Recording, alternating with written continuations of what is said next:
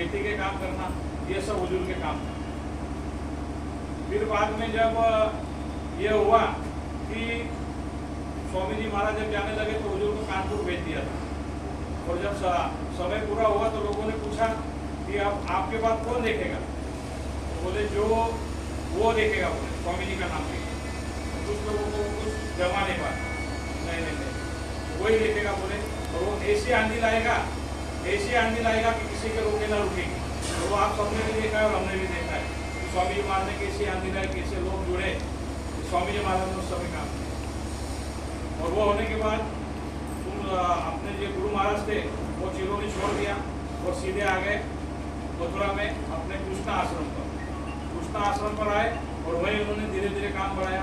और उसके बाद भी जब जगह छोटे पड़ने लगी तो अपना जो मथुरा आश्रम जहाँ भी है मंदिर बना, उसका पिलर तक काम आया था। और 1975 में इमरजेंसी लगी तो स्वामी जी महाराज जेल में लगे। और वो सबको पता है कि भाई क्या हुआ इमरजेंसी में। और जैसे जेल से छूट के आए तो हुजूर जब आश्रम पर आए तो देखा तो पूरा आश्रम में ऐसे बड़े बड़े घास हो गई। और ये सोचा कि ये तो पूरा बर्बाद कर दिया आश्रम। तो उनका एक शिष्य था, वो था इलाहाबाद में शेख कन्हैयालाल मदनानी। 1962 में उसने नामदान लिया मदनानी। और वो पढ़ाई करता था और विक्टोरिया गार्डन में तब संगत कम थी तो हुजूर के साथ घूमता था। तो हुजूर के साथ बैठा तो बोले हुजूर मेरी पढ़ाई पूरी हो गई, तो आप बताइए कि मैं क्या करूँ? बोले देखो, बोले धंधा करो या नौकरी करो। हुजूर ने उनको बताया कि आप धंधा करो, नौकरी आपसे होगी नहीं, आप सिंधी आदमी हो।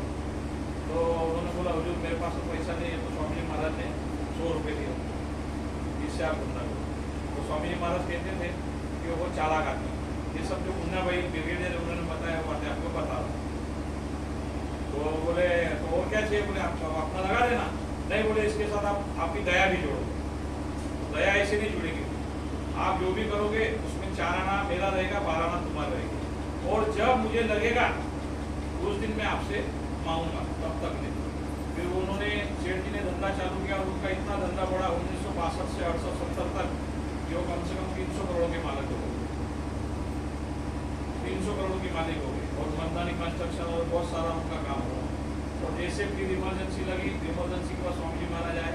तो स्वामी जी महाराज जब भोजन करने बैठे थे, जैसे छूट के आए भोजन करने बैठते थे तो ये बोलते थे बाबू जी बताओ मंदिर कैसे बनेगा? वो खड़े रहते थे।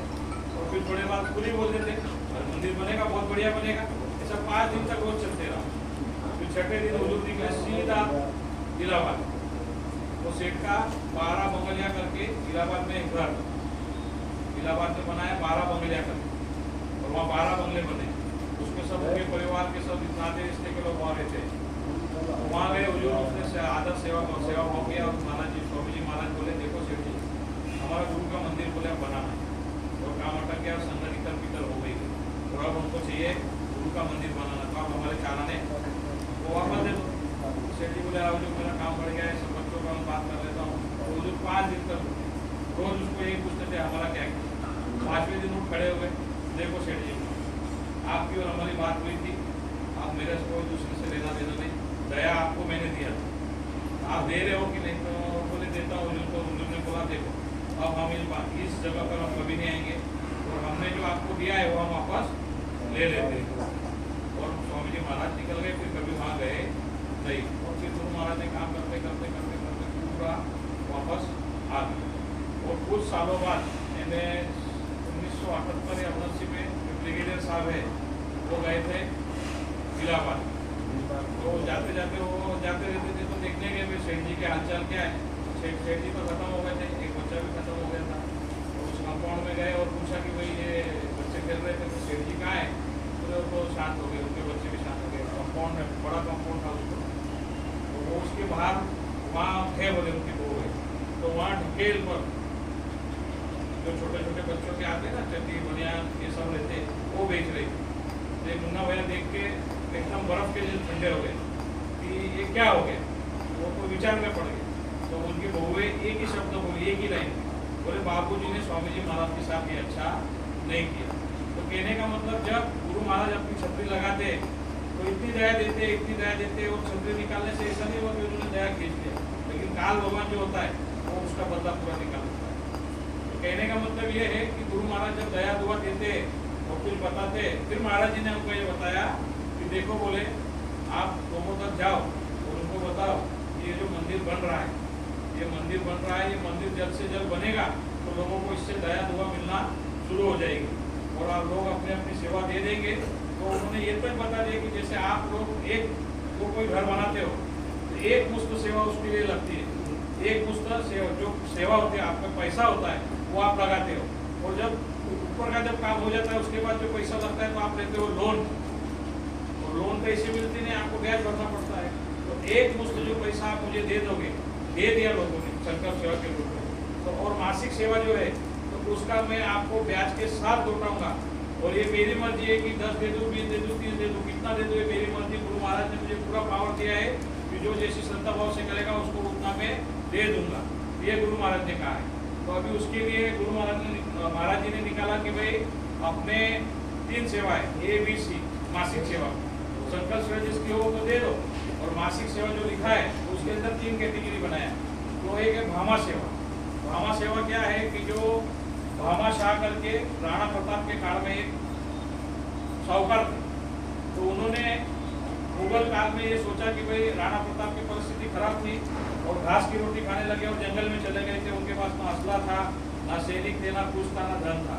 तो उसने पूरी संपत्ति बेच के उनको वो दिया, उससे उन्होंने सैनिक लाए और अपना जो पैसा था उससे जो खरीदना था वो सब खरीदा और पूरा करके पूरा उनको ये निकाल दिया। तो जो भामा शाह था उसका इतिहास में नाम है।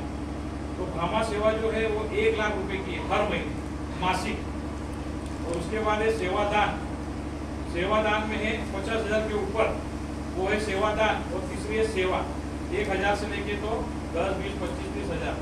तो कहने का मतलब ये है कि आप सब प्रेमी लोग ये सोचो कि अपने औकात से ज़्यादा भी कर दोगे तब आपको गुरु की दया का अनुभव होगा। अगर मेरे पास 1,000 रुपये बचकर मैं 1,000 ले दूंगा तो मुझे एहसास नहीं होगा उस चीज़ का, मुझे लगेगा मेरे को 1,000 से भी दे दिया।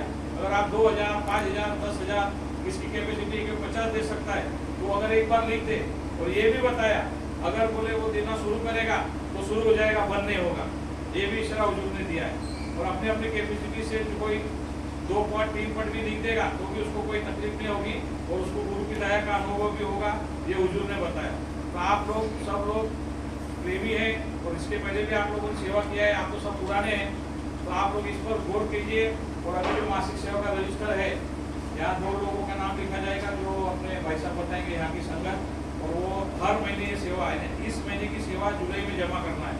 तो जो भी प्रेमी इसमें भाग लेना चाहता है वो सेवा में अपना नाम दे दे। जैसे तो संकल्प पत्र में लिखा ही है, इसमें 1,000 लिखा है, इसमें 2,000 लिखा है, तो वही देना है सिर्फ मासिक। और संकल्प जो लिखा है एक पुष्प वो हुजूर के हाथ में ही देना, खाली मासिक देना है। और अगर भामा सेवा में किसी को लिखना है तो लिख सकता है और परिचय ले सकता है। ऐसा तो नहीं कि एक बार आपने भामा सेवा दे दिया तो आपको फांसी पे चढ़ा दिया जाएगा कि भाई ये दे दिया, आपने दिए जा रही, नहीं दिए जा रही तो वापस आपका जो है वही देना। आप आजमा के दे देखो कि गुरु की दया क्या चल रही है। जय गुरु।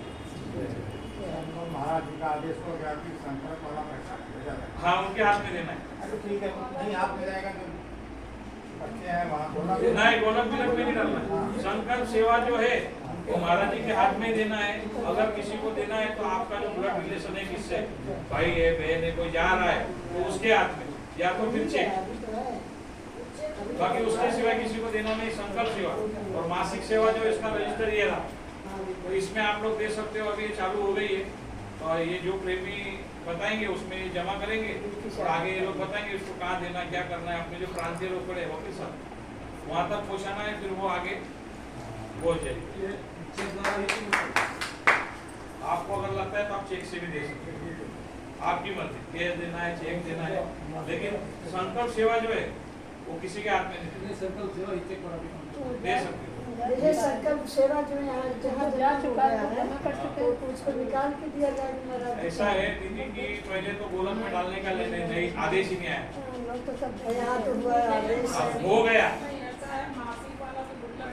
मासिक वाला नहीं, जो संकल्प लिया गया था पहले तो हम रख के तुम संकल्प हो गया आपका पूरा। मासिक सेवा जो इसमें इस रजिस्टर में हर महीने आप दे देते नहीं, ये इसके लिए बुजुर्ग यहाँ पे रहेगा। सब हाँ, लोग यहाँ पता है रहेगा कि सरकार नहीं तो किसके जमा पास होगा देगा? तो हमने कहा कि जमा किसमें उसको निकाल के हमको महाराज जी के हाथ में देना है। आशीष भाई का किस्मिन भाई उनके पास रहेगा और ये हर महीने आके पैसे जाएगा। पड़े वो डाल दिए तो ये 3-4 लोग जो है वो संगठित करके निकालेंगे और सीधा उज्जैन आश्रम में जमा करेंगे। महाराज जी के हाथ में जाएगा गुरु पूर्णिमा तो महाराज जी का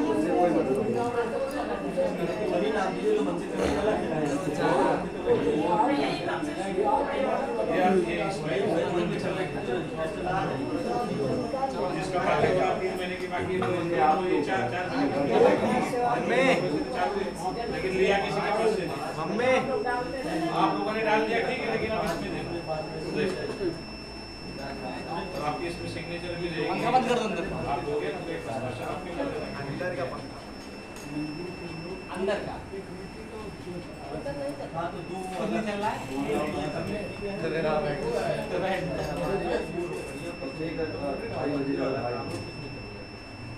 चेक कर ले